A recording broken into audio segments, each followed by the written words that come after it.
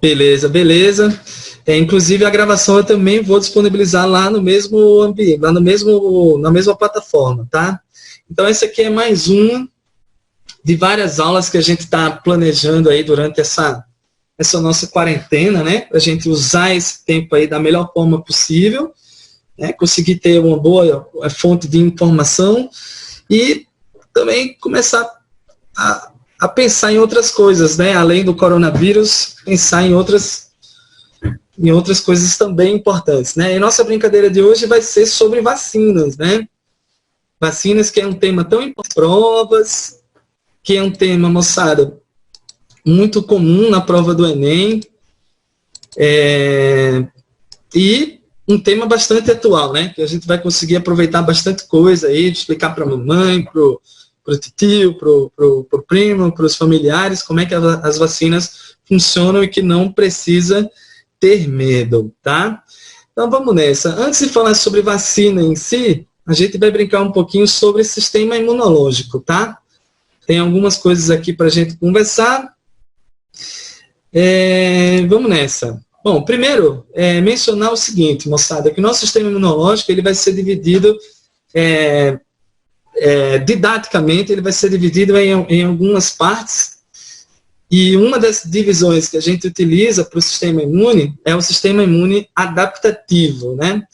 O que é a imunidade adaptativa? Bom, a imunidade adaptativa é aquela imunidade adquirida ao longo da nossa vida, né? Essa imunidade a gente adquire, moçada, principalmente por entrar em contato com os parasitas, né? Entrar em contato com os antígenos que existem na natureza. Então, a gente tem esse quadro aqui, ó. A nossa brincadeira vai girar em torno disso aqui, ó. A imunidade adaptativa, que é aquela que a gente adquire ao longo da vida. A gente pode mencionar, assim, né, bem por cima, que essa forma de imunidade, ela está relacionada com algumas células importantes. Talvez a célula mais importante desse processo aqui, ó, seja aquela tal da célula B, famosíssimo linfócito B aí na brincadeira, né? Mas um outro componente muito importante do sistema imune adaptativo são os anticorpos, né? Os anticorpos a gente começa a produzir à medida que a gente entra em contato com os parasitas, né? O linfócito B está muito relacionado com a formação desses anticorpos e a gente vai conversar bastante como essa produção acontece, tá? Bom, seguindo então aqui o nosso resuminho, a gente menciona que toda vez que a gente aprende a produzir um novo tipo de anticorpo, toda vez que a gente entra em contato com um novo parasita e que a gente aprende a produzir um novo anticorpo, o nosso organismo desenvolve aquilo que nós chamaremos de memória imunológica. É uma coisa que a gente vai conversar muito para entender como é que funciona, tá? A tal da memória imune. Tá? Além disso, a gente menciona que a vacina induz a memória imunológica de maneira artificial. Quer dizer, a vacina, ela simula um contágio, né? Ela simula uma infecção, e a partir dessa simulação, o nosso corpo aprende a produzir os anticorpos. Por isso que a gente diz que a vacina induz a memória imune, né? A gente aprende a produzir os anticorpos e desenvolve essa tal dessa memória, né? Além disso, fofinhos, a gente menciona que as primeiras vacinas, né, a serem desenvolvidas foram aquelas relacionadas a uma doença conhecida como varíola, que a gente vai conversar um pouquinho melhor no final desse nosso bate-papo de hoje, tá? Mas há alguns anos atrás, há uns 200, 100 e poucos anos atrás, se desenvolveram as primeiras vacinas na Terra, o primeiro organismo a servir como agente modelo, né, para a formação dessas vacinas foram lá os vírus da varíola, né? A gente vai conversar melhor depois sobre isso, tá? Essa aqui é uma rápida introdução de como é que vai funcionar o nosso bate-papo de hoje, tá? Então você já viu que existe um lance aí chamado anticorpo, existe um negócio chamado de parasita, né? Os parasitas têm antígenos, E esses são dois conceitos muito importantes que a gente vai ter que desenvolver aqui. O conceito de antígeno e o conceito de anticorpo, senão a gente não consegue entender como as vacinas funcionam, tá? Então vamos passar aqui, moçada. Esse histórico aqui eu não vou fazer. Louis Pasteur foi bem importante durante esse processo. E vamos passar logo para cá, né? Para a gente conversar sobre a natureza dos antígenos, né? Em outras palavras, o que são antígenos, o que esses camaradas fazem da vida, né? Bom, moçada, basicamente os antígenos, eles são substâncias de natureza proteica, raramente de natureza glicídica, quer dizer, na maioria das vezes o antígeno é uma proteína, e de forma bem rara o antígeno pode ser um carboidrato, mas na maioria das vezes são proteínas, né? Geralmente essas proteínas, elas são componentes dos agentes patogênicos. Aí veja, pessoal, patogênico, né? O que isso significa? Olha que legal, patos significa dor e sofrimento. Gênesis significa origem, né? Então, quando eu digo que um agente é patogênico, estou querendo dizer que ele é o responsável por dar origem à dor e o sofrimento, ou seja, ele é o causador da doença, né? É o tal do patógeno. Então, quais são os componentes desses patógenos que podem ser considerados antígenos, né? A gente comenta lá que as cápsulas das bactérias podem ser considerado um antígeno, tá? A parede celular da bactéria pode ser também considerado um antígeno. Os flagelos, as fímbrias, as toxinas bacterianas, tudo isso, moçada, pode ser considerado um antígeno, né? Se for um caso, por exemplo, de um vírus, como esse que a gente está vendo aqui na tela, olha que legal, moçada. O que a gente está vendo aqui nessa brincadeira? A gente está vendo a estrutura externa de um vírus, e eu estou percebendo que na superfície desse vírus existem várias proteínas diferentes. Tem uma proteína que é uma bolinha verde, tem uma proteína que é um triângulo roxo, tem uma proteína que é um triângulo laranja, e essas são, na verdade, as proteínas que fazem parte da composição das estruturas virais. E aí o que acontece? O nosso organismo, ele pode utilizar algumas dessas proteínas aqui, ó, como antígenos, né? Pode utilizar essas proteínas como modelos para a construção de anticorpos. Então, eu queria que você pensasse numa coisa. O vírus não é um antígeno, tá? O vírus não é um antígeno. O vírus contém antígenos na superfície. No caso, o vírus contém proteínas antigênicas em sua superfície, tá? Da mesma forma as bactérias. A bactéria não é um antígeno, sacou? A bactéria contém proteínas antigênicas na sua superfície, tá? Além dos antígenos microbianos, né, existem também os antígenos não microbianos, né, que são aquelas proteínas que não necessariamente estão presentes em patógenos, né, em micro-organismos, mas que pode ser reconhecido pelo nosso organismo como uma substância estranha. E a partir desse reconhecimento, a gente lidar com essa proteína como se ele fosse um antígeno, né? Então, a gente tem os antígenos não microbianos, que são as proteínas que podem estar presentes no pólen. Tem muita gente, né, moçada, que tem alergia ao pólen, né? Como é que funciona a alergia ao pólen? O indivíduo inala o pólen, o sistema imunológico reconhece aquela proteína na superfície do pólen como sendo uma proteína estranha, e acaba respondendo imunologicamente contra aquilo ali. Essa resposta imunológica exagerada que o nosso corpo realiza contra determinadas proteínas do ambiente pode ser considerada lá um processo alérgico, né? Então você tem gente que é alérgico à clara do ovo, por exemplo. A clara do ovo tem uma proteína chamada albumina, e alguns organismos reconhecem a albumina como sendo uma proteína estranha. Aí produz anticorpos contra aquele antígeno, né? Moléculas da superfície do eritrócito. Eita danado! Rafa, o que é eritrócito mesmo? Eritrócitos são as hemácias. Aí o que acontece? Existem várias proteínas diferentes que podem estar na superfície da hemácia. Você tem a substância A, a substância B, substância AB, né? Então você tem esses antígenos aqui na superfície das hemácias, né? Muito bom, muito bom. Além disso, moçada, moléculas de órgãos transplantados. Olha que coisa. Por que a gente não consegue receber órgãos transplantados de qualquer pessoa, né? Porque o órgão do indivíduo que vai ser transportado, ele é formado por células do indivíduo doador. E na superfície das células do doador, existem proteínas que são comuns ao organismo dele. Mas a gente tem que lembrar que as proteínas que são comuns para o organismo de uma pessoa podem não ser proteínas comuns para o organismo de outra, no caso do receptor. Então, se eu receber um coração e aquele coração está cheio de células com proteínas estranhas, o meu organismo vai lidar com aquelas proteínas como se fossem antígenos. Vai produzir anticorpos e a tendência é destruir as células daquele coraçãozinho. É o que a gente vai chamar de rejeição de órgãos, né?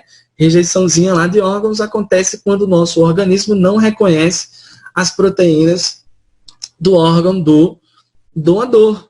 É algo muito parecido com o que acontece durante a transfusão sanguínea, né? Beleza, moçada? Tá legal aí, pessoal?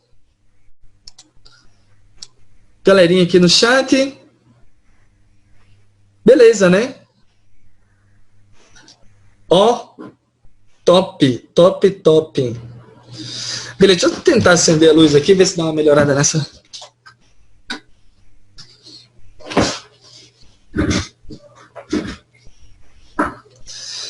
Beleza. Muito bom, hein? Vamos seguir, então? Vamos nessa. Isso. Beleza, ó. Eu recebi uma mensagem aqui, ó. Aglutinogênios e aglutininas têm a ver com antígenos não microbianos. Tem a ver sim, moçada. Ó. O lance é o seguinte, ó. Antígeno pode ser chamado de antígeno, pode ser chamado de corpo estranho, mas também pode ser chamado de aglutinogênio, né? Ou aglutinógeno. Eita, eu esqueci de trazer o microfone para perto aqui. Aí, beleza, beleza. Vê se melhorou aí agora.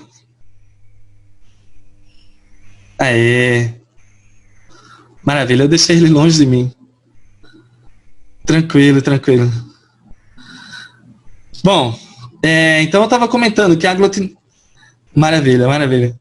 Show! Agora vai. Então, o antígeno pode ser chamado de antígeno, pode ser chamado de corpo estranho, pode ser chamado de aglutinógeno, certo? São 3 nominhos aqui para a galera que perguntou no chat. E anticorpo pode ser chamado de anticorpo, pode ser chamado de aglutinina, mas também pode ser chamado de imunoglobulina. Também são 3 nominhos aí que a gente pode encontrar em algumas questões, algum texto e tudo mais. Tá beleza? Então vamos seguir. Bom, seguindo então aqui, ó, moçada, o nosso bate-papozinho, a gente agora começa a falar um pouco sobre a natureza dos antígenos, né? Na verdade, eu quero falar agora sobre a natureza dos anticorpos. Isso, maravilha. Natureza dos anticorpos. Vamos seguir o nosso bate-papo. Os anticorpos, moçada, são proteínas, né? Sempre são proteínas de uma classe bem específica, conhecida como imunoglobulinas. É um nome esquisito, né? Mas é o nome de um grupo de proteínas na qual os anticorpos fazem parte, tá? Se a gente quiser resumir esse nomão aqui, ó, imunoglobulina, a gente pode simplesmente chamar de IG, tá? IG são, portanto, uma abreviação lá para imunoglobulinas, que são os anticorpos, né? Todo anticorpo ele é produzido em resposta a um antígeno, né? Os antígenos são proteínas que a gente acabou de comentar que estimulam a produção desses anticorpos, tá? E aí é muito, muito legal a gente comentar isso aqui, ó. Vou dar um destaque nessa parada aqui, que todo anticorpo ele apresenta sítios de ligação com o antígeno. Esses sítios de ligação a gente vai chamar de valências, né? E no caso os anticorpos humanos são bivalentes. O que isso significa dizer? Que cada anticorpo humano apresenta 2 sítios de ligação com o antígeno. Eles vão ter esse formato de Y aqui, ó. Nessa imagem a gente consegue ver vários desses anticorpos.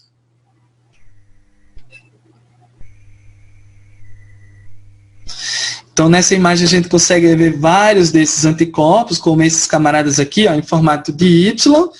E aqui do lado, eu tenho o corpo estranho, né? Eu tenho o antígeno, e veja que o anticorpo se liga a esse antígeno, né? Ele se liga especificamente ao antígeno. Inclusive, é aquele modelo de encaixe do tipo chave e fechadura, né? A chave e fechadura é aquela ligação bem específica, né? Entre o antígeno e o anticorpo. E essa ligação específica vai ser talvez o grande cerne aqui do nosso bate-papo de hoje, né? Não é qualquer anticorpo que funciona contra qualquer antígeno, né? Você tem uma ligação bastante específica entre os dois, é uma coisa que vai influenciar muito na nossa conversa de hoje, tá? Aqui eu tenho uma microscopia eletrônica, né? Mostrando como esses anticorpos se organizam, né? Dá para ver bem de longe, assim, com muita força de vontade, muita fé em Jesus Cristo, a gente consegue ver aquelas 2 valências, né? Esse aqui tá ótimo para ver. Deixa eu ver mais um aqui. Esse aqui ficou bom mesmo, foram esses 2 aqui, né? Muito bem, rapaziada. Seguindo aqui o nosso bate-papo, a gente começa agora a conversar um pouco mais sobre como é que esses anticorpos se ligam com os antígenos, né? Como é que rola a ligação antígeno-anticorpo e quais são as suas consequências, né? Porque a gente sempre fala assim, Rafa, depois que a gente produz os anticorpos, a gente não fica mais doente, né? A gente geralmente fala isso, né? E por que a gente não fica mais doente, moçada? Porque os anticorpos são moléculas que tornam o nosso sistema imunológico muito, muito, muito mais eficiente. O anticorpo não é que ele destrua o parasita, né? Mas o anticorpo ele facilita demais que esse parasita seja destruído pelo nosso sistema imunológico e a gente vai mostrar como é que o anticorpo trabalha nesse sentido, tá? A gente vai comentar, moçada, que o complexo, né, antígeno e anticorpo se forma quando o anticorpo se liga no seu antígeno específico, né? Aqui na apresentação eu coloquei assim, ó, pessoal, epítopo específico, né? Para nós aqui, para o nosso bate-papo de hoje, toda vez que você escutar essa palavra epítopo, você vai traduzir aí na sua cabeça como sendo antígeno, tá? Então o complexo se forma quando o anticorpo se liga ao seu epítopo, no caso, seu antígeno específico. E aí, quando ele se liga, quais são as consequências disso, né? A primeira consequência, que é talvez a mais famosa, né, que a gente mais menciona em aulas, é um fenômeno conhecido como aglutinação. Aglutinar é amontoar, né? Formar um mói, assim, formar uma ruma de antígenos através da ligação com os anticorpos, né? Então, nessa imagem aqui, ó, a gente consegue ver uma coisa bem legal. Veja que eu tenho aqui ó, um anticorpo que está se ligando a 2 bactérias, e aqui eu tenho já várias bactérias presas umas nas outras, né? Ligadas através desses diversos anticorpos, tá? Então, com isso, fica muito mais fácil, se essas bactérias estão, pessoal, todas amontoadas no mesmo ponto, fica mais fácil de quando eu for fazer fagocitose, eu destruir uma ruma de bactéria de uma vez só. Fica mais fácil da gente destruir e, além disso, dificulta, né, reduz a chance dessa bactéria se proliferar para outras regiões do corpo, né? Então, essa questão da aglutinação é muito legal nesses 2 sentidos, né? Fagocitose fica mais eficiente, você reduz a chance desse parasita circular para outros órgãos. Além disso, tem a opsonização, que intensifica a fagocitose.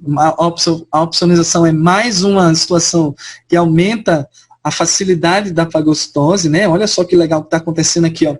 Eu tenho uma bactéria E essa bactéria está recheada de anticorpos. Eu não sei se você está conseguindo ver aqui, ó, mas ela está recheada de anticorpos.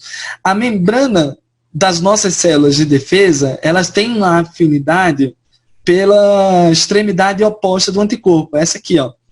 Essa extremidade oposta, ela se liga de forma bastante intensa com a membrana do macrófago, e isso, portanto, torna o macrófago mais eficiente durante o processo de fagocitose, né? Essa bactéria ela vai ser destruída, vai ser englobada, né, mais facilmente por essa afinidade química entre o anticorpo que está na cobertura dessa célula e a membrana plasmática do macrófago, né? Um outro lance importante é que os anticorpos, eles se fixam aos micróbios, né, ou às toxinas, causando a sua neutralização. Olha que bacana isso aqui, ó. Já já eu chego aí no chat, tá? Olha que legal isso aqui, moçada. Você tem um vírus recoberto de anticorpos. Como é que o vírus trabalha? O vírus trabalha se ligando com as células, ele se encaixa com a superfície da célula, e a partir desse encaixe ele invade a célula. E é a partir daí que ele começa a causar os sintomas da doença, né? Veja você que aqui o vírus está recoberto de anticorpos, então é impossível que esse vírus se encaixe com as células. Porque a proteína do vírus, que seria responsável por se encaixar com a membrana da célula, está ocupada com o anticorpo, né? O anticorpo ele forma que nem uma capa de revestimento e impede que ele se associe com a superfície das nossas células. A mesma coisa acontece com as bactérias, ó. Por que as bactérias são tão problemáticas, né? Porque a bactéria ela também se fixa muito forte ao nosso tecido, é difícil remover essa bactéria quando ela se fixa. Então, com esses anticorpos, eu reduzo demais a chance dessa bactéria se fixar na nossa superfície, fica mais fácil de destruí-la, tá? A mesma coisa acontece com toxinas aqui do lado, ó. Você tem uma toxina que está ligada a vários anticorpos. E aí veja o que está acontecendo. Por que as toxinas são tóxicas, né? Porque as toxinas elas reagem com outras proteínas no nosso organismo, nas nossas células, e essa reação altera o funcionamento, né, do sistema químico das células, né? Então, quando essa toxina ela fica recheada de anticorpos, mesmo lance, ela não vai conseguir reagir com nenhuma outra substância, resultado, ela está inativada aí na parada. É isso que a gente faz com o veneno de cobra, né? O veneno de cobra é uma toxina como essa. A gente usa um soro cheio de anticorpos e o soro recobre a toxina, impede que ele cause as lesões, né? Beleza? Vamos dar uma olhada aqui no nosso chat. Vamos ver o que está rolando.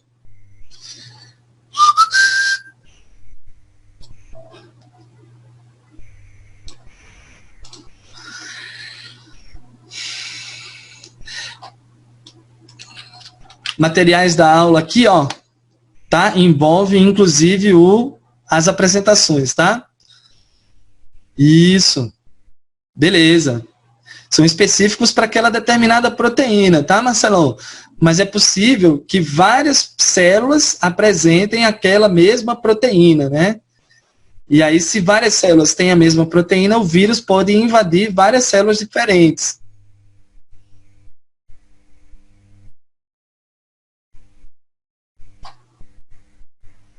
Marcelão, conseguiu sacar o lance aí da especificidade do vírus? Por que ele consegue invadir várias células?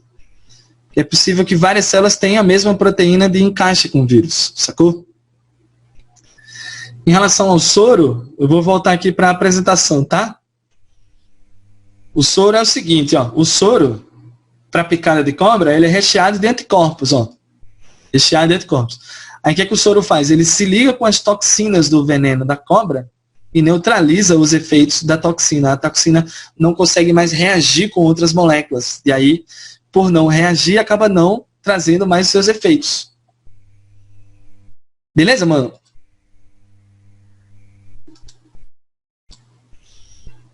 Show de bola.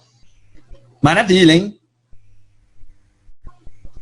Muito bom. Vamos seguir então, né? Oi, fala.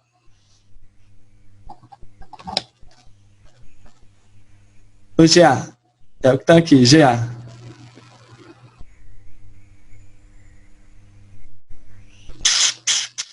Ó, enquanto... Não, isso não é um link, não. Você vai abrir depois. Tá? Você vai abrir depois. Quando acabar a aula, aí você coloca isso aqui no seu navegador e aí você abre, tá? Beleza? Eu vou deixar lá no grupo do WhatsApp também. Se você tiver no grupo do WhatsApp, eu vou deixar lá também. Maravilha, maravilha. Vamos nessa, vamos nessa. Bom, outras situações aqui relacionadas aos anticorpos. Ó, moçada, os anticorpos, ele pode aumentar a citotoxicidade das células dependente de anticorpo, né? Como é que funciona isso aqui? Olha que legal. Ó, aqui eu tenho a imagem de um parasita muito grande, né? Esse parasita provavelmente é uma lombriga, é um verme muito grande, né? Não é uma célula que nem bactéria, não é uma estrutura microscópica que nem um vírus, é um organismo multicelular. Aí a gente tem, moçada, essas célulazinhas aqui, ó, conhecidas como eosinófilos. Os eosinófilos, eles liberam essas substâncias que você está vendo aqui, ó, são chamadas de perforinas, são as granzimas, enzimas líticas, né? O que essas enzimas fazem? Elas destroem a membrana das células do parasita. Aí o que vai rolar? Para esse efeito acontecer de uma forma mais intensa, se o parasita estiver recoberto de anticorpos desse jeito aqui, ó, do jeito que a gente está vendo aqui, é possível que o eosinófilo se ligue ao anticorpo que está ligado ao antígeno na superfície desse organismo. E aí, como ele se fixa na superfície do parasita, ele começa a liberar muita toxina, e essas toxinas agora vão ter um efeito muito mais intenso do que se ele estivesse livre, né? Se os dois estivessem livres.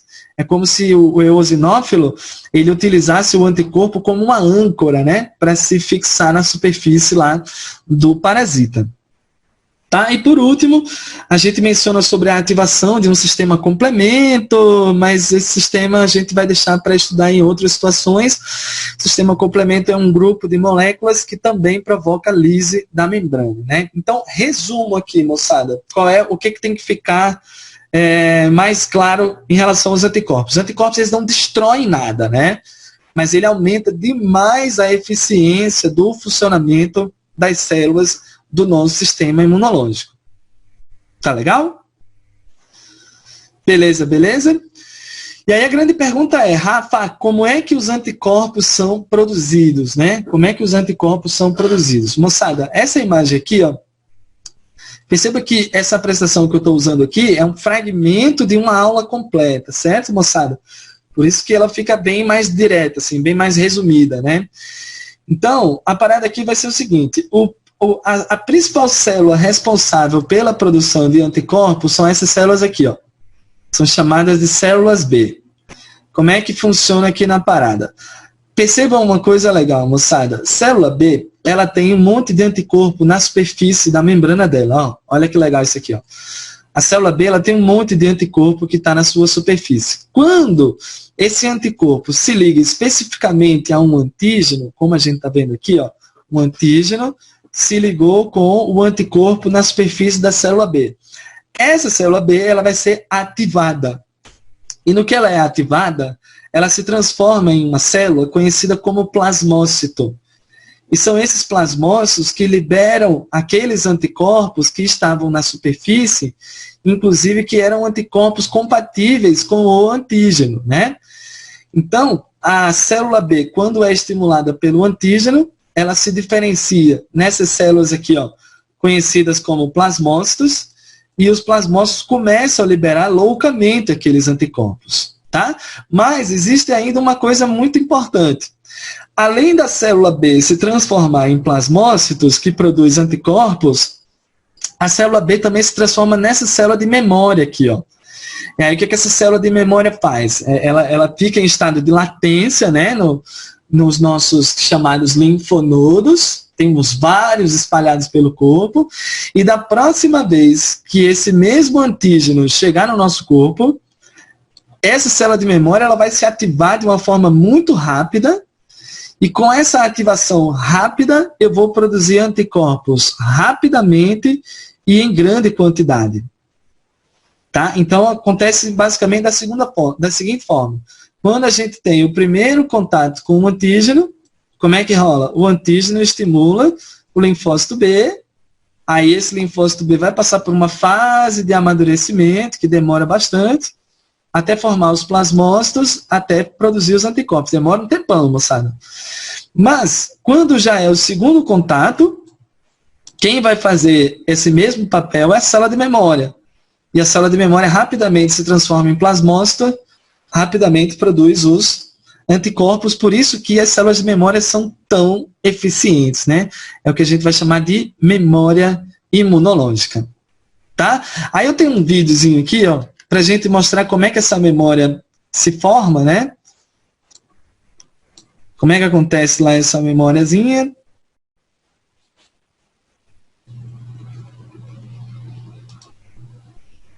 Beleza, beleza? Deixa eu pegar aqui o nosso videozinho. In 1960,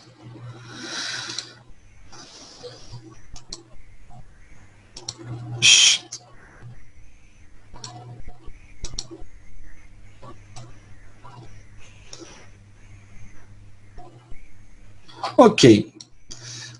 O que vai rolar aqui? Nesse vídeo, ele vai mostrar como os antígenos são reconhecidos e como os anticorpos acabam sendo produzidos, né? Então, ele está mostrando aqui que a garganta está inflamada, ó, moçada. Tem um grupo de bactérias lá na garganta, está provocando um processo inflamatório, e essas aqui são as bacterinhas, ó, todas aderidas na superfície do tecido.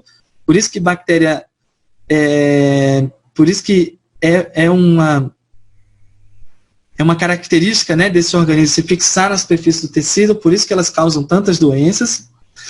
Né? E veja que tem um monte de proteína aqui ó, sendo liberada, né? São proteínas que estão se desprendendo aí naturalmente. Essas proteínas estão caindo na circulação sanguínea, mas também estão caindo na circulação linfática. Ele está mostrando os linfonodos aí, ó. Olha que legal. Então ele está mostrando um linfonodo específico, que é esse que está em verde aí na tela, tem vários na verdade, né? E é aí onde os linfócitos B moram, né? Aí tem um linfonodo e tem vários linfócitos B, ó.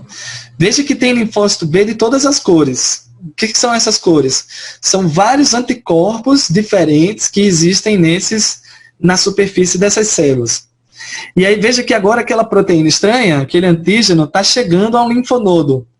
Essa proteína estranha ela começa a esbarrar com os linfócitos, e o linfócito que tiver um anticorpo que se encaixe com o antígeno vai acabar sendo ativado, né? Perceba, ó, chuva de antígenos aí, né? Open bar de antígeno dentro do linfonodo. E aí veja que tem uma célula se excitando aí, ó. Tem uma célula que está mostrando a maior atividade, por quê? Na superfície da sua membrana, os anticorpos, que são esses aí, ó, eles interagem com o antígeno. Ó, interagiu com o antígeno. Então, quando ele começa a interagir desse jeito, esse linfócito B especificamente, ele foi selecionado. Ele foi selecionado pelo antígeno com sua ligação específica com o anticorpo na superfície da célula. Aí você está vendo aí ó, a emissão de sinais, e veja que aquela célula verde que está caminhando no meio da tela, ela vai migrar para uma região específica do linfonodo, ela vai migrar para a região mais medular aí da parada, e é nessa região medular que ela vai entrar no seu estado de duplicação. Está fazendo divisão celular. Ó. Divisão celular, divisão de novo. Essa é a fase de clonagem, né? É o que a gente chama, inclusive, de seleção clonal. Primeiro tem a seleção, depois a clonagem. Demora muito, né? Divisão. Só para você ter ideia, uma divisão celular acontece a cada 18 horas, mais ou menos, né? Então, é um período lento esse de divisão. Aí veja só, esse montão de células, esse exército linfócito B está liberando uma substância que são os anticorpos. Olha só, o anticorpo sendo liberado na superfície da membrana. São vários anticorpos agora, ó, vários anticorpos. Esses anticorpos vão cair na corrente sanguínea e de algum modo vai chegar naquela bactéria que estava lá na garganta. Quando o anticorpo chegou na bactéria, resultado disso, moçada, os nossos macrófagos, né? Nosso sistema de defesa vai trabalhar de forma bem mais eficiente. Então, o macrófago fagocitando ali, fez mais uma fagocitose. Agora a fagocitose fica muito mais eficiente, né? E a eliminação dessas bactérias agora acontece de forma muito mais rápida, né? Então, esses são os efeitos aí da nossa da produção dos anticorpos, né? Como eles são produzidos e o resultado, né? As consequências. Bacaninha o videozinho, né? Vamos ver aqui o nosso chatzinho.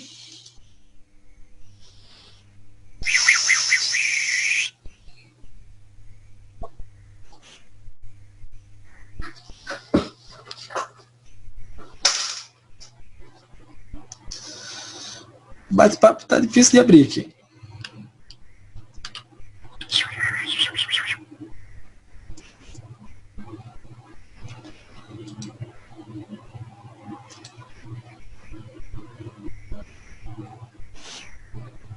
Aê, droga. Beleza. Ah, não, viu, Marcelo? O apêndice tem uma função imunológica muito, muito limitada, né? Então, de repente, não vai ter lá grandes problemas, tá? Bom, seguindo então aqui o nosso bate-papo, a gente fala sobre a tal da memória imunológica, né? Memória imunológica, ela está muito relacionada com a quantidade relativa de anticorpos, né, que a gente apresenta no nosso organismo. Né? Quando a gente passa pelo primeiro contato com aquele antígeno, a gente tem a resposta primária. Eu vou lembrar que a resposta primária é lenta, porque tem aquela fase de divisão celular, divisão, até que os anticorpos sejam produzidos. Então, se a gente estivesse vendo num gráfico, a gente teria basicamente isso aqui, ó, nesse eixo, a passagem dos dias. E aqui nesse eixo aqui, a gente tem a quantidade de anticorpos, né? Veja só que interessante. Quando você tem o primeiro contato com aquele antígeno, primeiro contato com o antígeno, a gente passa por aquela tal da resposta imune primária, né? Aí acontece, a resposta imune primária é a primeira vez que eu entro em contato com o antígeno, o linfócito B ainda vai ser estimulado, vai entrar em divisão, vai amadurecer. Então, veja, eu entrei em contato com o antígeno aqui, ó, pessoal. E só vim começar a produzir anticorpos coisa de 7 dias depois. Aí você pensa assim, Rafael, o que acontece durante esses 7 dias aqui? Cara, durante esses 7 dias, a bactéria, o vírus, faz a festa, né? Faz a festa no sentido de se reproduzir loucamente e, consequentemente, os sintomas da doença se manifestam. Tiagão, beleza, irmão? E aí, um dia, finalmente, a gente conseguiu produzir esses anticorpos, vou ter uma resposta imunológica e vou eliminar o parasita, né? Esse foi o primeiro contato. Perceba que você tem aqui uma média de 14 dias para que essa resposta aconteça, né? Uma resposta bastante lenta, e mesmo assim a quantidade de anticorpos é bem pequena, né? Além de, após o primeiro contato, a gente já vai ter os contatos subsequentes, né? O segundo, o terceiro, o quarto contato. Aqui, a quantidade de anticorpos já é bem mais elevada. Você veja aqui, moçada, ó, no segundo contato, a quantidade de anticorpos já é mais alta. Por quê? Porque agora eu vou produzir anticorpos baseado naquele exército de linfócitos B que eu produzi no primeiro contato. Então, essas células que participaram da resposta imune anterior, elas permanecem vivas. São chamadas de células de memória imune. Quando eu tiver o segundo contato, eu já tenho um exército de células. A produção de anticorpos é muito mais rápida. Veja, eu entrei em contato aqui, em pouco tempo eu já tenho produção de anticorpos e é uma produção gigante, né, fofinhos? É uma produtividade grotesca, né? O segundo contato, a segunda resposta, ela é muito mais efetiva porque ela vai ser mediada pelas células de memória, que são aquele exército linfócito B que a gente criou no primeiro contato. Tá legal, moçada? E é por isso, né, que a gente tem a importância da vacina, né? A gente vai falar melhor sobre isso, mas a vacina é o quê? A vacina é uma forma de a gente simular esse primeiro contato aqui, ó. A gente simula o primeiro contato, é uma infecção café com leite, que a vacina provoca, só para estimular as células de memória, aquela maturação toda, divisão celular, divisão. E quando você entrar em contato com o parasita pela segunda vez, tu já vai ter muita célula de memória, a tua resposta vai ser extremamente rápida, extremamente eficiente, e você não tem esse intervalo aqui, ó. que o vírus, a bactéria, vai causar os sintomas. Aqui é quase que instantâneo. O vírus entrou no corpo, já é eliminado, nem vai ter tempo para causar os sintomas. Valeu, tchutchucos? Aí a gente começa a comentar que existem vários tipos de memória imune adaptativa, esse lance dos anticorpos, né? Você tem a imunidade ativa natural, que é aquela que a gente adquire, obviamente, naturalmente, mas toda vez que a gente disser que a imunidade é ativa, é porque a gente entrou em contato com o antígeno e a gente produziu os anticorpos, né? Entrou em contato com o antígeno, o linfócito B foi estimulado, o linfócito B se transformou em plasmócito, produziu os anticorpos e tudo mais. Então, quando a imunidade é ativa, ela passa por todo esse processo, né? Uma resposta tanto quanto lenta.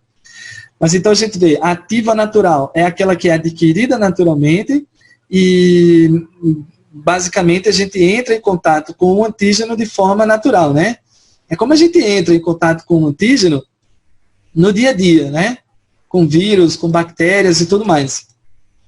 Então, sempre que falar que é ativo, teve contato com o antígeno, tá? Vou colocar aqui no cantinho. Maravilhoso. Bom, criançada. Então, eu tenho uma tabelinha aqui do lado, né? Um fluxogramazinho, que mostra pra gente o seguinte, ó. Na imunidade adaptativa, a gente tem aquelas que são adquiridas naturalmente, de forma ativa, né? Que é o caso dessa aqui, ó. É o caso dessa que a gente está conversando. Na imunidade, portanto, ativa natural, os antígenos penetram naturalmente o organismo e o organismo induz a formação de anticorpos e os linfócitos especializados, né? É aquele lance, aquele contato natural com os antígenos. Só que existe também a ativa artificial, né? Ativa artificial funciona assim, ó. Imunidade artificial do tipo ativa. Aí veja que legal agora, moçada. Na imunidade ativa, eu entro em contato com os antígenos, só que esses antígenos eles são introduzidos no nosso organismo de forma artificial por meio de vacinas. E aí o resultado, o organismo entra em contato, produz os anticorpos, gera memória imunológica. Então, um bom exemplo de memória de imunidade ativa artificial são as vacinas. Rafa, é ativa por quê? Porque a gente entra em contato com o antígeno. E artificial por quê? Porque não aconteceu naturalmente, tá? Bom, imunidade passiva é aquela que a gente recebe os anticorpos, tá, moçada? Na imunidade passiva, eu recebo os anticorpos já prontinhos. Então, perceba, se eu recebo o anticorpo prontinho, eu não formo memória imunológica, né? Eu já recebo o anticorpo pronto, então não estimulo o sistema de defesa. Imunidade passiva natural. Você tem a transferência de anticorpos, que pode ocorrer através da placenta, né? Pode ocorrer através da amamentação, é assim que a gente transfere anticorpos para os recém-nascidos, por exemplo. E é uma estratégia interessante de defesa, né? Quando a gente vem aqui, ó, a imunidade natural passiva, a gente menciona aqui que os anticorpos...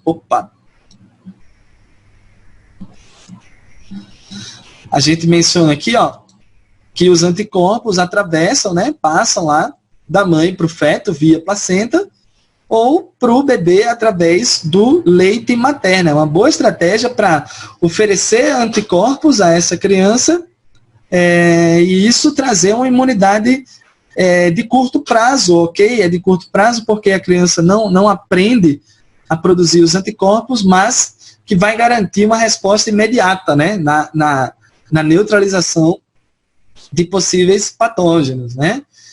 E por último, a imunidade passiva artificial.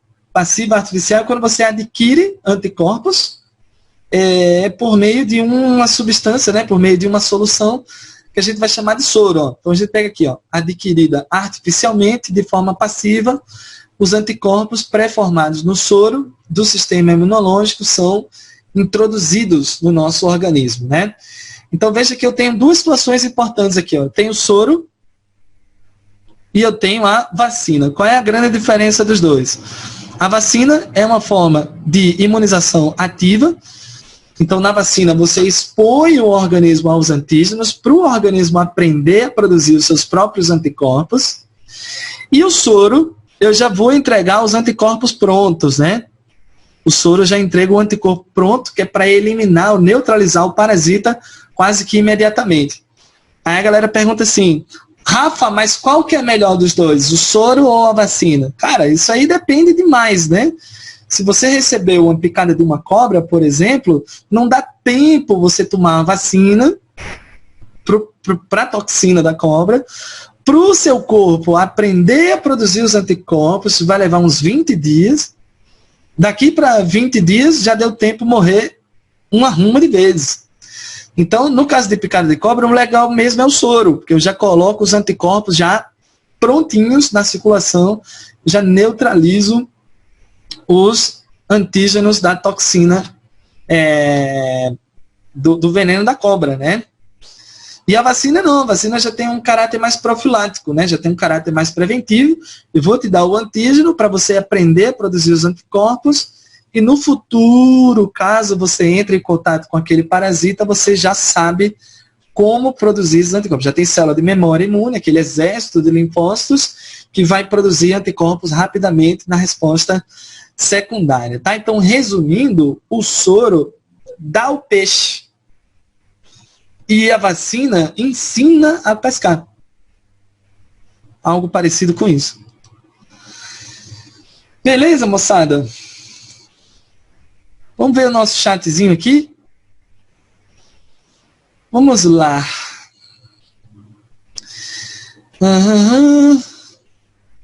IgG ser predominante porque ele atravessa a placenta, né? É um anticorpo que está relacionado aí com a imunidade das crianças e tudo mais. No caso de isso, vamos já falar sobre isso, tá? No caso de um vírus mutado, o anticorpo dos vírus anterior não funciona com o vírus mutante novo, né? Vai já falar sobre isso. As células de memória possuem telomerase, já que perduram... Não, então, Jaiane, as células de memória, elas não ficam se dividindo toda hora, né? Elas permanecem inertes, permanecem vivas, até que um dia, quando chega lá o micro-organismo, elas voltam a se proliferar rapidamente, tá? Muito bem. Arthur, tá aqui, ó. Tá lá na nossa plataforma já, tá? Quando terminar a aula... Vai terminar aqui a gravação, eu vou subir também a gravação lá para o site. Eita, mandei para a Jaiane. Aí, Arthur. Beleza. Bom, vamos agora chegar no tema central dessa nossa brincadeira de hoje, né? Que é justamente as vacinas, né? E como elas funcionam, como elas foram criadas. Daqui a pouco a gente vai fazer aí meia dúzia de questão para não restar mais nenhum tipo de dúvida em relação a isso, tá bom? Então vamos nessa, vamos chegando aqui aos finalmente, né? Moçada, existe um médico italiano, lá por volta de 1700 e lá vai uma ruma de fumaça, ele era chamado de Edward Jenner. O Jenner, ele desenvolveu uma prática moderna de vacinação quando ele inoculou pessoas com vírus da varíola bovina naquele período para proteger contra a varíola humana. Olha que doideira. O vírus da varíola é um vírus que pode se reproduzir tanto em seres humanos quanto em bovinos. Nos seres humanos, eles provocam uma reação extremamente agressiva e a varíola humana é bastante letal. A varíola bovina, ela já é mais tranquilinha, ela já é mais na paz, os sintomas são bem mais brandos, e quando um homem, por exemplo, se contamina com um vírus da varíola bovina, ele desenvolve apenas alguns sintomas bem leves, né, bem tranquilinho. Aí o que aconteceu? O Jenner estava fazendo pesquisa sobre esse vírus, e ele estava entrevistando várias pessoas, e uma das pessoas entrevistadas foram as ordenhadeiras de fazendas que entravam em contato com o vírus da varíola bovina. Aí ele perguntava, né? Pô, e aí, como é que é? Como é que tá a varíola aqui na fazenda? Tem muita gente doente, não tem? E ela sempre dizia assim, não, doutor, aqui é muito tranquilo. Aqui ninguém morre de varíola, não. Quando a gente pega varíola, quando a gente pega a varíola da vaca, a gente tem uns sintominhas, uma febrinha, umas bolinhas na pele, mas ninguém morre não. Inclusive ninguém aqui pega a varíola humana. Todo mundo só pega essa varíola da vaca. Aí ele, como é que é a história? Aqui a gente só pega a varíola da vaca, não pega a varíola humana não. Depois que pega a varíola da vaca, não pega mais varíola humana. Aí ele, poxa, que informação legal. Qual foi a ideia do Jenner?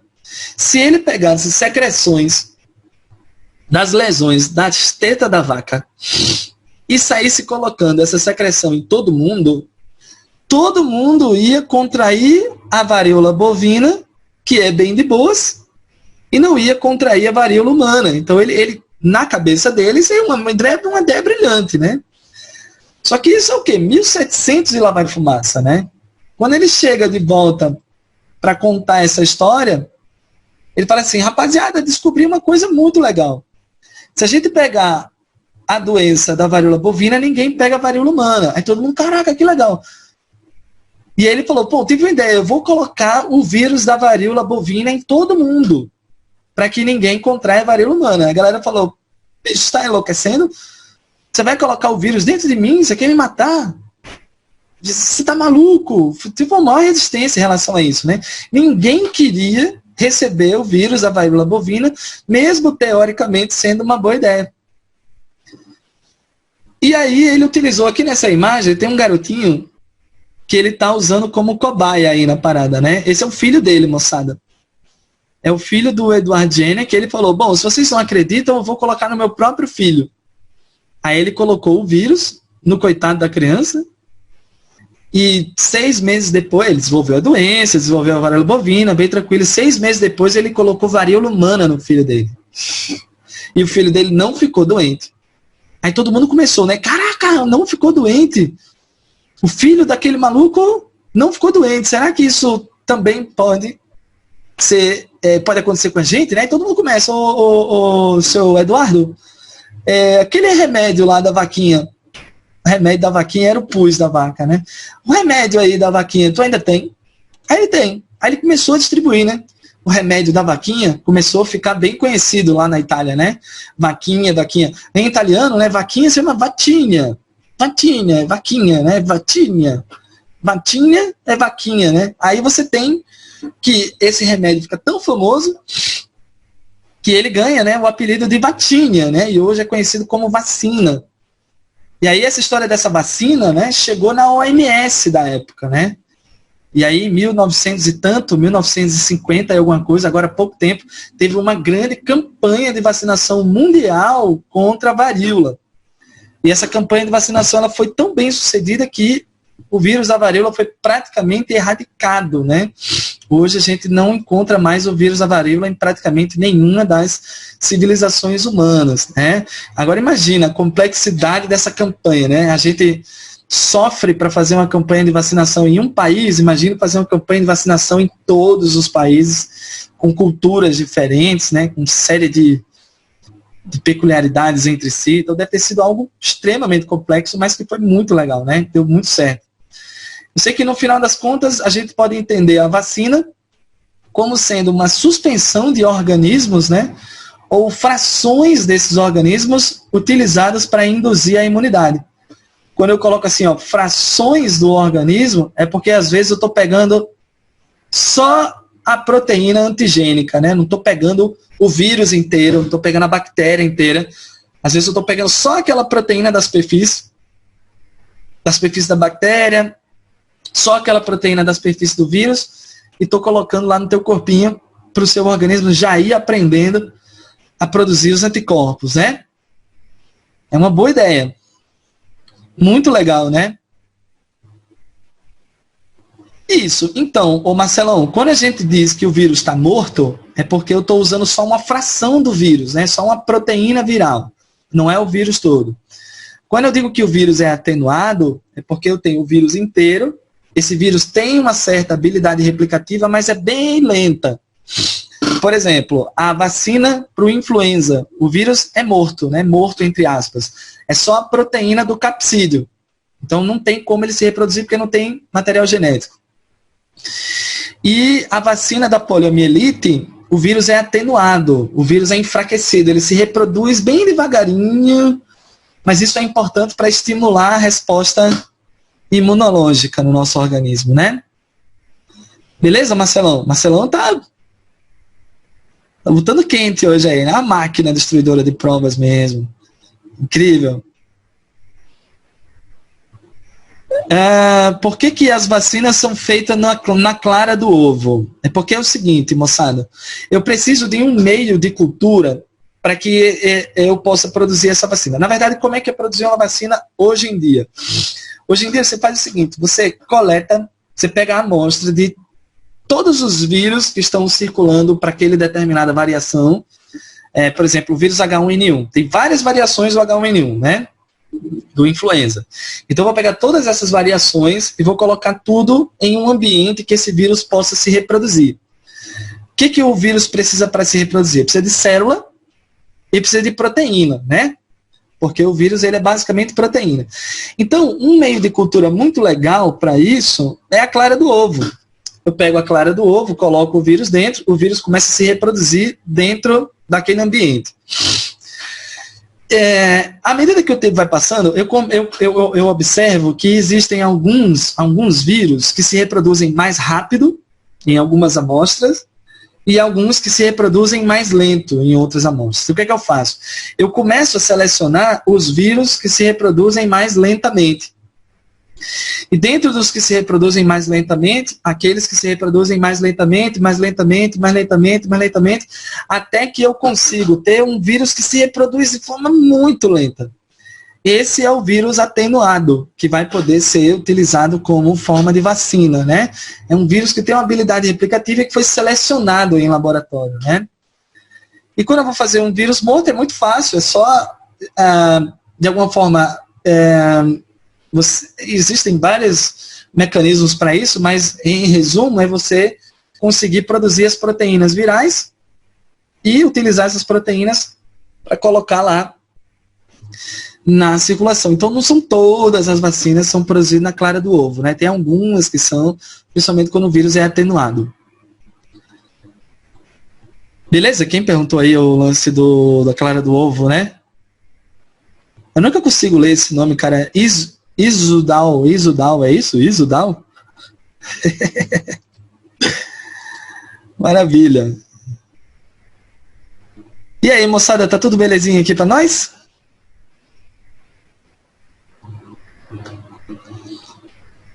Tranquilinho? Incrível mesmo, Caicão. Cara, que legal. Parabéns, velho, pra todo mundo que tá aqui hoje, hein? Isso, a dose do reforço, Marcelão. O reforço é o seguinte, quando você estimula a primeira vez, você tem uma proliferaçãozinha de células, né? De linfócitos B, que forma célula de memória. Só que, às vezes, é uma proliferação pouco eficiente, né? Pouco efetiva. Então, você precisa estimular de novo, para que você tenha um número maior de células de memória. Aí você tem uma terceira dose. Essa terceira dose já traz um número ainda maior de células de memória. Então, cada vez que eu estimulo com essas doses da vacina, a ideia é aumentar o número de linfócitos B, né? O número de células de memória que existe dentro dos linfócitos, dentro dos linfonodos. Legal, moçada?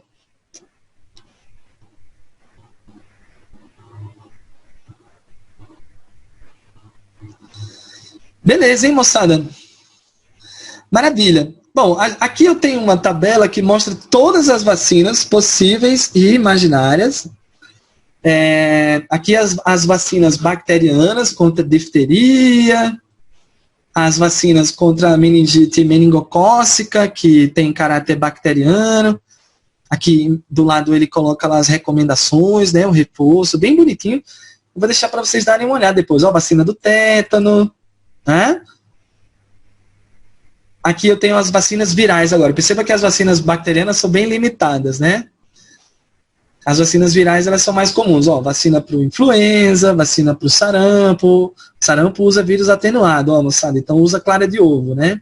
Cachumba, rubéola, catapora. Usa essa tabela depois, né, para consultar. raiva, hepatite B, hepatite A, a vacina da varíola, olha só que legal, ó. É o vírus da vatínia, ó, olha que legal. E é isso, tchutchucos. Depois vocês dão uma olhadinha com calma aqui, tem várias delas. E vamos para o que interessa, que são as nossas questõezinhas. Se não tiver questão, é mesmo que nada, né? Olha só, peguei questõezinhas do Enem, eu tô pegando aqui o Enem 2011, certo? Vou pegar 2011 até 2015, mais ou menos, teve muita questão de vacina. Vamos ver como é que caiu na prova, tá? Vamos ver aqui, ó. A produção de soro antiofídico é feito por meio da extração da peçonha de serpentes, que após o tratamento é introduzida num cavalo e em seguida são feitas sangrias para avaliar a concentração de anticorpos produzidos pelo cavalo. Quando essa concentração atinge um valor desejado, é realizada a sangria final para a obtenção do soro, são os anticorpos, né? As hemácias são devolvidas ao animal por meio de uma técnica denominada de plasmaferese, a fim de reduzir os efeitos colaterais causados pela sangria. Então, como é que é feito o soro, pessoal? O soro é assim, ó, você vai pegar a cobra, o veneno da cobra, ela tem uma toxina, né? Aí você pega essa toxina, coloca num cavalo. É importante que seja o cavalo, porque é um animal dócil e de grande porte, né? O cavalo não vai morrer se ele receber um pouquinho de toxina dessa cobra. Aí, o que o cavalo vai fazer? Ele vai receber essa toxina como se fosse uma vacina, né? Porque o resultado disso é a produção dos anticorpos. Aí, como é que eu pego o anticorpo do cavalo? Eu faço as sangrias, o anticorpo está na circulação sanguínea, né? Então eu faço a sangria do coitado do cavalo, vou utilizar só o plasma, só o líquido do sangue, as hemácias, ela vai ser separada e esse líquido plasmático vai ser chamado de soro. É o líquido onde vai estar os anticorpos. Aí lembra que eu separei as hemácias do líquido? Então, essa hemácia ela vai ser devolvida para o cavalo por essa técnica que a galera chama de plasmaferese, né? Aí, bom, aqui a pergunta não vai ser sobre soro e vacina especificamente, mas um lance legal, né? Ele diz que a plasmaferese é importante, pois se o animal ficar com uma baixa quantidade de hemácias, poderá apresentar febre alta, redução da imunidade, aumento da pressão arterial, o quadro de leucemia profunda ou problemas do transporte de oxigênio. Na época, pessoal, que a galera fez essa prova, a rapaziada ficou em dúvida nessas duas aqui, ó, leucemia e o transporte de oxigênio. Perceba que leucemia é um câncer, né, moçada? É uma doença causada por um câncer, né? Câncer de medula e tal. Então, o cavalo não vai desenvolver leucemia por causa disso. Agora, ele vai ter uma quantidade baixa de hemácias, né? Quantidade baixa de hemácia porque ele perdeu muito sangue. Então, essa quantidade baixa de hemácia é um problema porque você vai ter problemas no transporte de oxigênio, que é a principal função da hemácia, né? Veja que essa questão, ela menciona soro e vacina no texto, mas, no fim das contas, a questão é sobre a função das hemácias, né? Mas eu gostei de trazer ela só para a gente dar uma leitura e ver como o soro é feito, né? Foi mais pelo texto do que pelas alternativas. Tá bom? Agora, em 2010, você teve outra questãozinha que diz assim, o soro, a vacina, o soro e os antibióticos submetem os organismos a processos biológicos diferentes. Pessoas que viajam para regiões em que ocorrem altas incidências de febre amarela, alta incidência de picada de cobra peçonhenta, né? E de leptospirose. Imagina que lugar é esse que essa pessoa está viajando, né? Jesus, é um estágio pro inferno, né? Febre amarela, picada de cobra e leptospirose. São 3 coisas que ocorrem muito nessa região que essa pessoa vai viajar. Aí ele diz assim, querem evitar ou tratar problemas de saúde relacionados a essas ocorrências, devem seguir as determinadas orientações. Moçada, vamos lembrar aqui, ó, para a febre amarela, como é que eu vou resolver a febre amarela? A febre amarela é causada por um vírus Então, o vírus eu resolvo com vacina, né? Inclusive, existe uma vacinazinha contra a febre amarela e que a gente deve tomar em duas situações. Ou se a gente vive em áreas de risco, são as áreas de floresta, ou se a gente vai viajar para essas áreas de risco, né? Ali nas áreas de Amazônia, Pantanal, a região Mato Grossense, ali, né? Minas Gerais, aquela região toda é área de ocorrência de febre amarela. Aqui no Rio Grande do Norte a gente não tem. A Amazônia está muito longe daqui, né? Causar algum problema. Aí, bom, picada de cobra, moçada. Como é que eu resolvo picada de cobra? Cara, a picada de cobra ela tem uma toxina que vai te matar em poucos minutos, né? Então você precisa de anticorpos rapidamente. Quem é que contém esses anticorpos? O tal do soro, conhecido inclusive como soro antiofídico, né? E por último, a leptospirose é uma doença causada por bactérias. Então, existe um medicamento que a gente usa para eliminar bactérias, que são os antibióticos. Inclusive, na nossa aulinha, na nossa live de quinta-feira, a gente falou muito sobre como os antibióticos funcionam, né? Bem bacana lá. Uma aulinha de biologia e redação, bem legal. Inclusive, está gravada lá no site, hein, pessoal? Lá na plataforma. Se vocês quiserem assistir depois, é a aula do dia 26, eu acho. A aula do dia 26. Ficou gravadinha lá pra gente, tá? Não, foi uma aula que fiz com o Antônio. Inclusive, a minha ideia durante a quarentena é fazer dois eventos, né? Um evento nas quintas-feiras, que é uma dupla de professores, eu e outro professor. Na primeira quinta foi eu e Antônio, de redação. Na próxima quinta, fazer com outro professor de física, bem bacana, eu vou divulgar depois. E nos domingos, essa aula só nós aqui, né? Essa aulinha só de biologia mesmo, tá?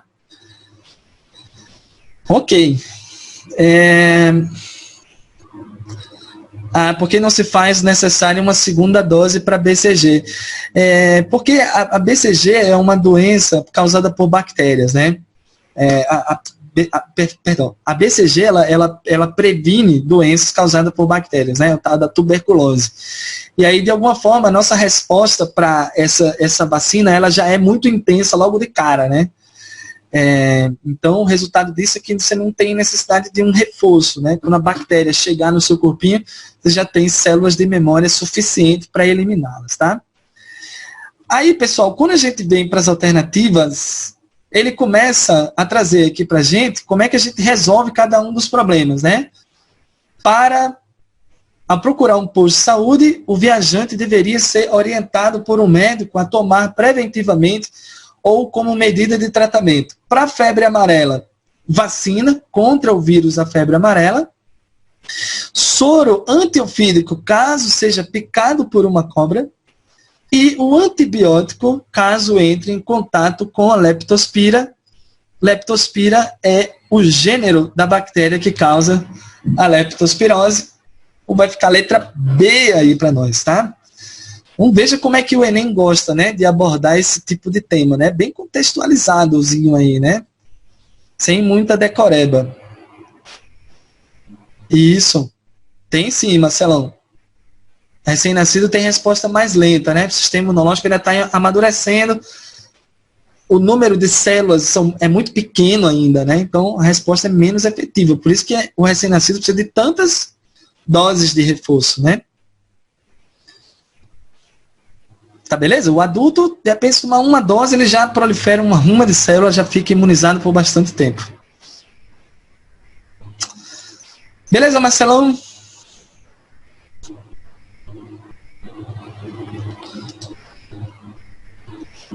Bom, vamos avançar. Tranquilinho. Vamos avançar aqui, ó, moçada. Vamos para mais uma questãozinha, agora 2011. Os sintomas mais sérios da gripe A, causados pelo vírus H1N1, foram apresentados por pessoas mais idosas e por gestantes. O motivo aparente é a menor imunidade desses grupos contra o vírus. Para aumentar a imunidade populacional relativa ao vírus da gripe A, o governo brasileiro distribuiu vacinas para os grupos mais suscetíveis. Inclusive, alunos e professores entram nesses grupos também, tá, pessoal? Aí ele fala assim, ó, a vacina contra H1N1, assim como qualquer outra vacina contra agentes causadores de doenças infectocontagiosas, aumentam a imunidade das pessoas. Por quê? Porque possui anticorpos. Pô, vacina não tem anticorpos, né, moçada? A vacina tem antígenos, tá? Aí a letra B. Possui proteínas que eliminam o agente causador da doença. Ei, moçada, quem possui proteína que elimina o agente causador da doença é o soro. Porque o soro contém anticorpos, tá? Essa não é a ideia da vacina. Letra C. Estimula a produção de glóbulos vermelhos. Nada a ver aqui na parada. Letra D. Possui linfócitos B e T que neutralizam o agente causador da doença. Também não tem nada a ver. E por último, estimula a produção de anticorpos contra o agente causador da doença. Maravilhoso. Aqui é a nossa letra E, tá, moçada? Então essa é a ideia da vacina. Estimular a produção de anticorpos contra os agentes causadores. Contra os antígenos, né? Mas o meu bate-papo aqui, ele... Show. Fechou, então. Seguindo, 2013, agora ficou todo ano, aí 2010, 2011, 2012, 2013, todo ano caía uma questão sobre vacina, gente. Vamos lá, ó. Milhares de pessoas estavam morrendo de varíola humana no final do século XVIII. Em 1796, o médico Edward Jenner inoculou em um menino de 8 anos o pus extraído de ferida de vaca contaminada com o vírus da varíola bovina, que causa uma doença branda em humanos. O garoto contraiu uma infecção benigna e 10 dias depois estava recuperado. Meses depois, Jenner inoculou no mesmo menino, esse menino é o filho dele, certo, moçada? O pus varioloso humano, que causava muitas mortes. E o menino não adoeceu. Foi aí que a tal da vacina se tornou tão famosa, né? Considerando o resultado do experimento, qual a contribuição desse médico para a saúde? Vamos lá, moçada. Letra A prevenção de diversas doenças infectocontagiosas em todo o mundo. Opa, essa é a ideia da vacina, hein? É prevenir, né? Então, eu acho que a letra A já vai ser o nosso gabarito. Vamos para a letra B. A compreensão de que os vírus podem se multiplicar na matéria orgânica. O tratamento para muitas enfermidades não é o tratamento, moçada, é a prevenção, tá? A vacina, ela não cura, né? A vacina, ela te dá o antígeno para você brincar de produzir anticorpos. Na letra D, o estabelecimento da ética na utilização de crianças em modelos experimentais. Olha que viagem. Na letra E, a explicação de que alguns vírus de animais podem ser transmitidos para os humanos. Gente, vamos ficar com a letra A sem dúvidas. Vacina está relacionado com prevenção. Qual era a grande dificuldade Qual era a grande dificuldade dessa questão, gente? O Enem, ele se faz de fácil. O Enem é sonso. Porque qual era a grande dificuldade? Em momento nenhum, o texto diz que o Jenner criou foi uma vacina. Ele não diz em momento nenhum. Ele conta a história que colocou o vírus da varíola bovina, depois colocou o vírus da varíola humana, a criança ficou imunizada e tal. Mas em momento nenhum ele diz que isso foi uma vacina. Então a galera, na época que fez essa prova, essa questão errou muito, né? Porque não sabia que ele estava se referindo ao criador da vacina para a varíola humana. Beleza, moçada? Com certeza, Kaique, essas questões estão lá no site também, tá? Mais uma vez, colocar aqui pra gente. Opa! Mais uma vez aí, ó, moçada, o linkzinho do site, tá? Depois você coloca no navegador, dá uma entrada lá.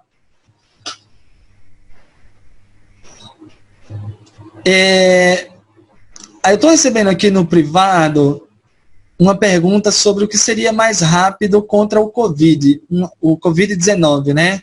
Que é a doença que está sendo causada pelo vírus aí, o SARS-CoV.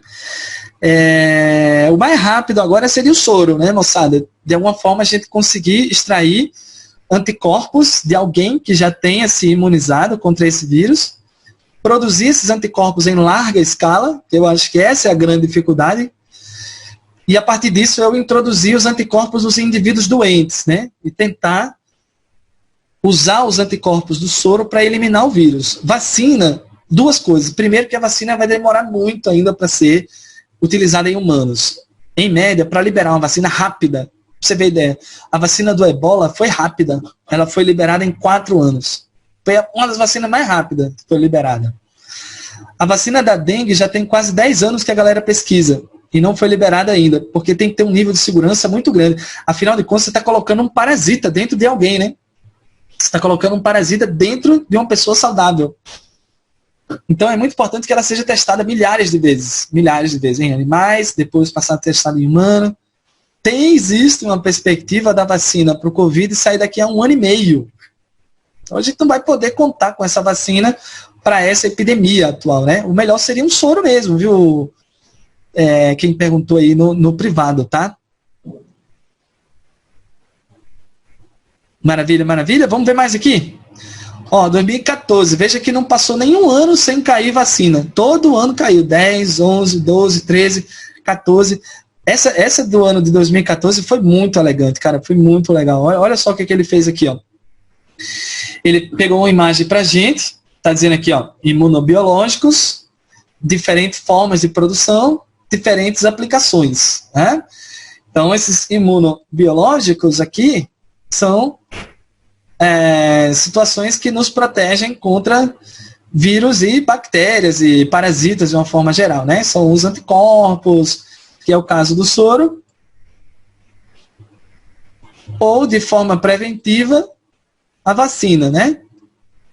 Então, os imunobiológicos, soro ou vacina. Aí ele pega aqui o moleque, olha que imagem bacana. Ele está mostrando um rapaz, tem uma mulher inoculando alguma coisa no braço dele. Está inoculando vírus e bactérias no braço da criança, né, dessa pessoa. Aqui a imagem, né, mostra a aplicação do imunobiológico 1. É muito importante, pessoal, quando você pegar uma questãozinha que tem esses esquemas, é muito importante que você leia o esquema e tire todas as conclusões possíveis de serem tiradas. Tá? Então, o primeiro grande lance aqui para nós, o que é esse imunobiológico 1? O imunobiológico 1, ela está colocando o antígeno nele, né?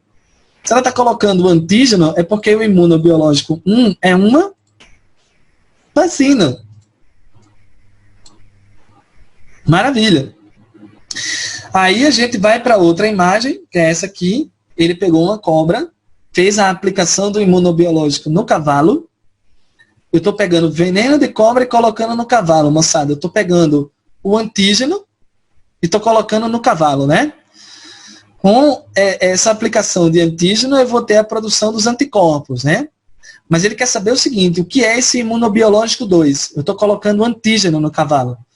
Gente, se eu estou colocando antígeno no cavalo, eu estou seguindo o mesmo procedimento da vacina, né? Colocar o antígeno para o cavalo produzir anticorpos. Em outras palavras, o cavalo está imunizado contra o veneno da cobra. Tudo bem que a ideia não é imunizar o cavalo, né? Mas enfim, aí a gente segue viagem. A partir da vacinação do cavalo com o veneno da cobra, você tem os anticorpos. Imunobiológico 3. Aí, o mesmo boy da imagem passada agora foi picado por uma cobra. Olha aqui o pensamento dele, ó. Moça, fui picado por uma cobra. Aí o que ela está aplicando nele, ó? Os anticorpos para neutralizar o veneno da cobra. Então, se ela está aplicando anticorpos, ela está aplicando soro. É o imunobiológico número 3. Então, é muito importante que antes de você passar para as alternativas, você faça essa leitura das imagens, ponto a ponto, riscando, escrevendo o que está acontecendo, porque se você for para as alternativas, você vai muito confuso. Tá? Aí ele vai falar assim, ó, embora sejam produzidos e utilizados em situações distintas, os imunobiológicos 1 e 2. Quem são os imunobiológicos 1 e 2? Imunobiológico 1 é uma vacina. Imunobiológico 2 é uma vacina. Então, ele está falando de vacina, né? Os imunobiológicos 1 e 2 atuam de forma semelhante nos humanos e no cavalo, pois conferem imunidade passiva, não é passiva, é ativa, porque a gente trabalha para produzir esse anticorpo, transferem células de defesa, suprimem a resposta imunológica, nada a ver, ela estimula a resposta imunológica, né? Estimula a produção de anticorpos. Opa, maravilha, né? É isso que a vacina faz. Desencadeia a produção de antígeno. Opa, gente. Por isso, moçada, que eu fiz questão de passar uns 40 minutos conversando com vocês sobre o que é antígeno e anticorpo, porque o Enem adora confundir isso aí. Antígeno, anticorpo e tal, e a galera se perde muito em relação a isso, né? Então, a vacina estimula a produção de anticorpos. Ela tem antígenos, estimula a produção de anticorpos específicos. Viu? O Enem não chega a ser fácil. O Enem tem uma dificuldade diferente, né? Se fosse um vestibular tradicional, ele ia falar sobre linfócitos B, sobre plasmócitos, sobre seleção clonal, linfonodos e não sei o que, sabe? Ele ia pegar aquela parte bem específica, bem técnica da coisa, que é difícil também. Mas o Enem pega outra dificuldade, né? Que é na leitura dessas situações, que nem sempre são intuitivas. O Enem é sonso. O Enem se faz de fácil. Uma dificuldade diferente. E aí, tchutchucos, vamos para a última? Opa! Beleza, moçada. Bom, fofinhos, antes da gente terminar aqui a nossa última questãozinha,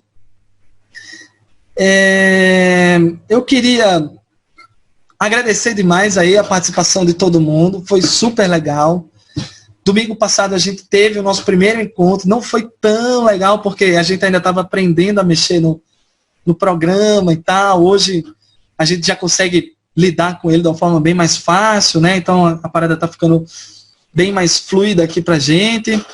Queria então agradecer a confiança de todos vocês que estão aí reclusos, né, durante vários dias e que precisam de informações de qualidade e que você escolheu a nossa aula, né, para adquirir um pouco dessas informações. E queria também parabenizá-los por não desistir, né? Valeu, gente, muito legal. Foi muito legal, muito legal. Muito bom mesmo. Queria também, obviamente... Aê, legal, cara. Foi legal? Foi legal? Pô, que massa, velho. Deixa eu fazer um printzinho aqui pra gente, né? Vamos fazer uma selfie. Vamos fazer uma selfie aqui, ó. Deixa eu ver se sai essa selfie aqui. Ê, olha, Mara, que legal. Vamos ver aqui, nossa selfiezinha. Oh, meu Deus. Muito legal, moçada. Foi muito massa. Que bom que a gente conseguiu... que bom que a gente conseguiu novas estratégias, né? Para continuar junto, para continuar na batalha. Eu sei que não é fácil. Não é fácil sem coronavírus, né? Com o coronavírus é mais difícil ainda, né? É um momento importante para todo mundo dar as mãos e conseguir se ajudar aí da melhor forma possível, né, moçada? Isso aqui é uma pequena contribuição que a gente traz aí para esse problema de escala global. Maravilhoso. Foi muito, muito legal. Maravilha. Muito legal o carinho de todo mundo. Muito bem, moçada. Então, vamos partir para a nossa última questãozinha da noite, para a gente dar uma fechada aqui. Lembrando que próximo domingo tem mais, tá? Próxima quinta tem mais, aula de biofísica, bem legal. No próximo domingo vai ter uma outra aula parecida com essa, nesse mesmo formato, assim, com outro tema. O materialzinho da aula já está aí no chat biolog.adebox.com. Quando terminar a aula, você passa lá e já dá uma baixada nas listas de exercícios, tá? Daqui para amanhã a gente coloca o link, a gente coloca o vídeo dessa aula que está sendo gravada, falou? Então vamos nessa, vamos aqui, ó, questãozinha 2015, ó, pessoal, não parou, de 2010 até 2015, todo ano caiu vacina na prova, né? 2016 eu não lembro, passou um tempo sem cair, né? É provável que esse ano volte, hein? Provável que esse ano volte a cair a questãozinha de vacina. Então vamos lá, tanto a febre amarela quanto a dengue são doenças causadas por vírus do grupo arbovírus, pertencente ao gênero Flavírus, existindo 4 sorotipos para o vírus causador da dengue. A transmissão de ambas acontece por meio da picada de mosquito, como o Aedes aegypti. Entretanto, embora compartilhem essas características, hoje somente existe vacina no Brasil para febre amarela e nenhuma vacina efetiva para a dengue. Fofinhos, por que é tão difícil produzir vacina para alguns vírus, né? Acontece o seguinte, existem vírus, moçada, que tem material genético de RNA. E esse tal desse RNA, ele é muito instável, né? Ele sofre mutação muito rapidamente. Né? Lembrando, inclusive, que é esse RNAzinho aqui que contém os genes e que são esses genes que irão determinar a formação de proteínas, né? O que são essas proteínas? Os antígenos virais, né? Os antígenos do vírus. Então, toda vez, moçada, que rola uma mutação no RNA, essa mutação altera possivelmente os genes desse micro-organismo, né? Desse vírus. E com a mudança nos genes, você tem uma mudança nos antígenos. E aí, resultado, aquele anticorpo que servia para o antígeno antes da mutação, não serve mais para o antígeno depois da mutação. É o caso da dengue, é o caso do influenza, é o caso do HIV e é o caso do coronavírus. O coronavírus, ele tem um material genético muito semelhante ao da dengue, ao do HIV, ao do influenza. Todos eles são vírus de RNA. O RNA é muito instável, sofre muita mutação. Toda vez que essa mutação acontece, você tem uma nova variedade antigênica e essa nova variedade antigênica não possui anticorpos compatíveis, né? Então, o que vai acontecer? A gente vai ter que ser exposto ao vírus. O nosso organismo vai passar por aquela fase de proliferação lenta, que é a resposta primária, como a gente conversou, né? Deixa eu voltar para cá, ó. A resposta primária, ela é pouquíssimo eficiente por causa disso aqui, ó. São poucos anticorpos. Então tem todo esse período aqui que eu fico doente. É por isso que tem tanta gente doente pro Covid, por exemplo, pro negócio. Pro SARS-CoV, que é o nome do vírus. Porque ninguém tem imunidade, né? E é um vírus que tem uma proliferação rápida, se alastrou rapidamente e ninguém era imunizado, né? Talvez próximo ano a gente não tenha uma epidemia tão séria quanto é. Talvez role, né? Epidemiazinha, como acontece epidemia de outras doenças, né? Mas talvez não em uma proporção tão grande, porque provavelmente já vou ter vacina, já vou ter anticorpos, o vírus não vai se espalhar dessa forma, né? Tá? Deixa eu ver aqui a dúvida da rapaziada, esse é um assunto alto poder mutagênico. Maravilha, Bequinha. Isso, é isso aí, Kaique. Boa. Bom, quando a gente passa para a alternativa, a gente pega aqui o seguinte, ó. Esse fato pode ser atribuído a que fato? O fato de o vírus da febre amarela ter vacina e o vírus da dengue não ter.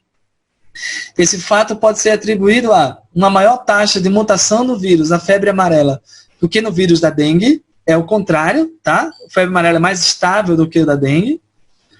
Olha só isso aqui, ó. Uma maior variabilidade antigênica do vírus da dengue em relação ao vírus da febre amarela.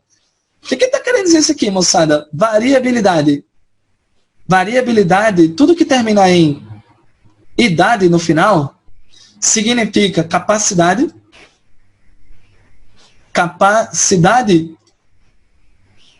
de alguma coisa.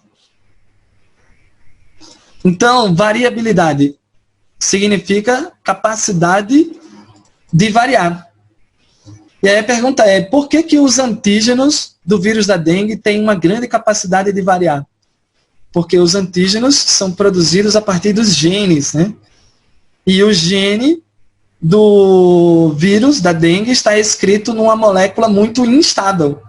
O RNA sofre muita mutação, altera o gene, que altera a proteína. Então tem uma grande variabilidade, muda toda hora. E aí, resultado, se eu produzir, eu até consigo produzir uma vacina para dengue, sabia, moçada? Mas é uma vacina que vai ter uma imunidade de curtíssimo prazo, porque ela vai imunizar para a proteína que existe hoje. E daqui a um ano, pra você ter ideia, deixa eu falar uma parada. o vírus, o coronavírus, o SARS-CoV, ele surge como uma mutação na China em novembro. E aí essa variação nova se espalha pela Ásia e chega na Europa. Quando a galera avaliou o vírus que chegou na Itália, o vírus que chegou na Itália já tem uma variação diferente daquele que tinha na Ásia. Então veja que em 2 meses o vírus já sofreu uma nova mutação. Inclusive é possível até que essa variação lá da Itália seja mais virulenta, seja mais agressiva, a gente não sabe dizer. Mas é muito rápida a taxa de mutação, né? Então é uma imunidade de curtíssimo prazo. Eu produzo vacina hoje, mas daqui a 2, 3 meses a vacina já está desatualizada, né? Então, uma alta variabilidade antigênica do vírus da dengue em relação ao vírus da febre amarela, isso é uma verdade, uma alta variabilidade antigênica. Letra C, menor adaptação do vírus da dengue à população humana, parará. Letra D, presença de 2 tipos de ácidos nucleicos, isso é mentira, o ácido nucleico é o RNA, tá? E, por último, uma baixa capacidade de indução à resposta imunológica, parará. O vírus da febre amarela. Bom, melhor alternativa aqui pra gente, para explicar essa parada, é a letra B. Valeu, moçada? Fechou, fechando? Vamos ver aqui o nosso bate-papito. Onde estarão os slides? Aqui, ó. Eita, peraí. Deixa eu pegar o link aqui dos slides.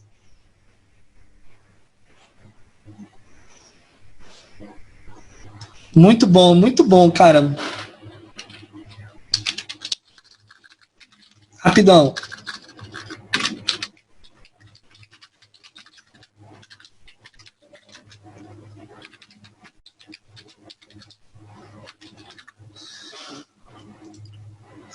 Sensacional, incrível, melhor do que assistir o Faustão. Tá passando o Faustão? Existe Faustão ainda? O que tá passando agora na televisão, cara? Existe ainda? Mas sem auditório, né? Só o Faustão sozinho? Sem as dançarinas, sem ninguém, é isso?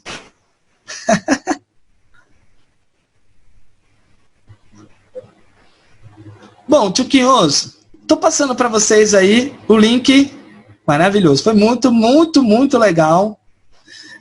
Tô passando o linkzinho aí da minha plataforma de aulas, certo? É o biolog.eadbox.com. Lá tem um monte de curso, inclusive tem um curso de Fisiologia Humana completo, que tem as aulas de Sistema Imune de uma forma bem mais detalhada. E para nossa brincadeira aqui eu peguei apenas um recorte, né? Um fragmento aí dessas aulas.